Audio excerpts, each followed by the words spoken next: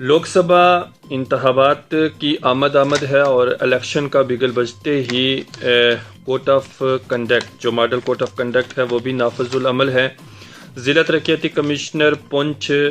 کی جانب سے ایک سرکولر نکالا گیا ہے، ایک آرڈر نکالا گیا ہے، جس میں انہوں نے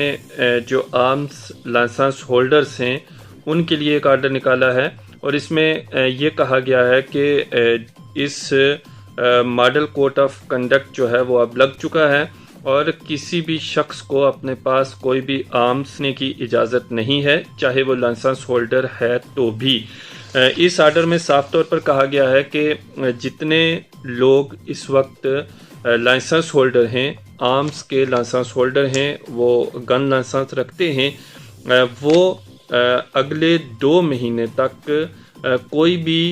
گن اپنے پاس نہیں رکھ سکتے ہیں۔ سختی کے ساتھ اس آرڈر میں کہا گیا ہے کہ اگر کوئی بھی شخص اس آرڈر کے امپلیمنٹ ہونے کے بعد اس کی خلاف ورزی کرتا ہے، اس کے پاس سے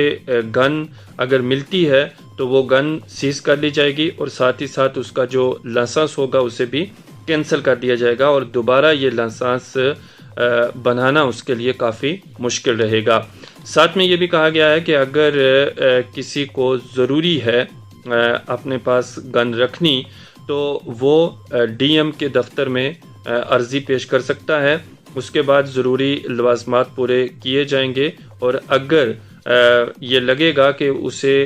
گن پرووائڈ کروانی چاہیے تو اس پر غور و خوض کیا جائے گا۔ لیکن فی الحال فوراً جتنے بھی گن لائسنس ہولڈرز ہیں جن کے پاس آرمز موجود ہے، انہیں کہا گیا ہے کہ وہ اپنی گنز اپنے جو ان کا متعلقہ پولیس اسٹیشن ہے اس میں فوراً جمع کروا دیں۔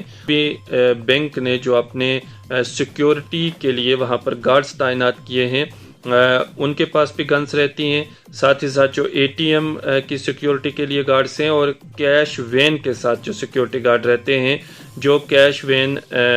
کیش کو ایک جگہ سے دوسری جگہ لے جاتی ہے، بینک کی کیش کو اے ٹی ایم تک پہنچاتی ہے، اور اس کے ساتھ جو سیکیورٹی گارڈ ہوتے ہیں ان کو اس آرڈر سے مستثنی رکھا گیا ہے۔ 16 مارچ سے یہ جو آرڈر ہے اسے امپلیمنٹ کر دیا گیا ہے، اور اگلے 2 ماہ تک اس آرڈر کو نافذ العمل رہنے کے احکامات صادر کیے گئے ہیں۔ ایک مرتبہ پھر آپ کو بتا دیں کہ